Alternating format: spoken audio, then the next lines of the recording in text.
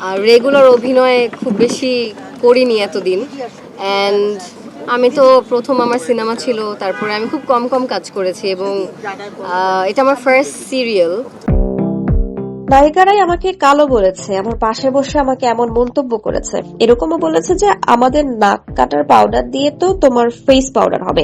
আমিও হাসতে হাসতে বলেছিলাম আরো একটু ফেস পাউডার মিক্স করতে হবে। নারী সহকর্মীরা গায়ের রং নিয়ে এভাবেই কটাক্ষ করেছেন বলে এক সাক্ষাৎকারে জানিয়েছেন জাতীয় চলচ্চিত্র পুরস্কার জয়ী অভিনেত্রী সুনেরা বিনতে কামাল। যারা বডি শেমিং করছেন তারা মানসিকভাবে বন্দী বলে মন্তব্য করেন সুনেরা।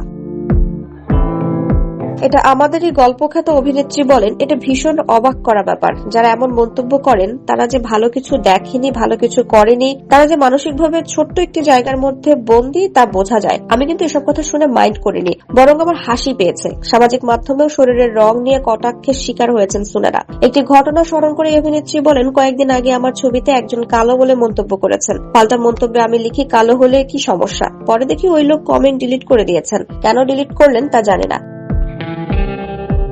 আসলে সব মানুষ তো আর এক কালারের হবে না। সবাই যদি একই হয়ে যায় তবে মানুষ দেখতে কিভাবে আলাদা হবে। তবে কালো বলে কটাক্ষ করে একসময় মন খারাপ করতেন সুনেরা। তার কথায় অনেকেরই কালো চামড়ার মানুষ পছন্দ না, তারা এটাকে অ্যাপ্রিসিয়েট করেন না। স্কুলের বাইরে আমার কোনো লাইফ ছিল না। আমি যে স্কুলে পড়তাম, যারা আমার বন্ধু বা পরিবার ছিল, তাদের কাছ থেকে কখনো শুনিনি কালো মানুষ সুন্দর না।